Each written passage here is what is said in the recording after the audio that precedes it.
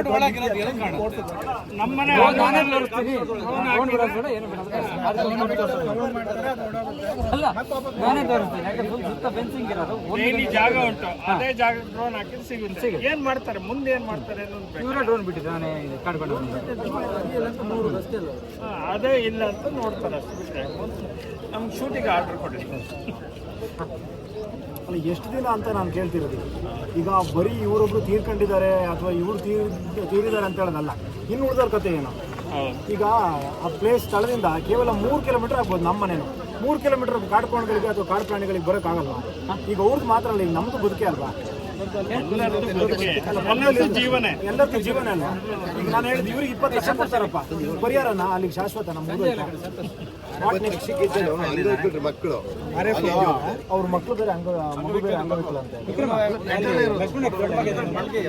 ಆಸ್ಪತ್ರೆ ಅಲ್ಲ ಅವರಿಗೆ ಮುಂದಿನ 20 ಲಕ್ಷ ಅವ್ರ ಇಡೀ ಜೀವನಕ್ಕೆ ಇವತ್ತಿನ ಇದರಲ್ಲಿ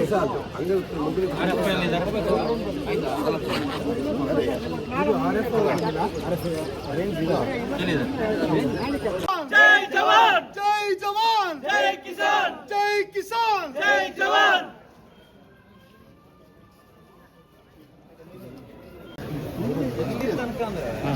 $5 lakh medical 5 lakh medical claim ಇದಾಯ್ತು, ಸ್ಯಾಂಕ್ಷನ್ ಆಯ್ತು. ಹಾಸ್ಪಿಟ್ಲ್ ಬಿಲ್ 2.5 ಲಕ್ಷ ಆಗಬೇಕು, ಉಳಿದಿದ್ದು 2.5 ಲಕ್ಷ ವಾಪಸ್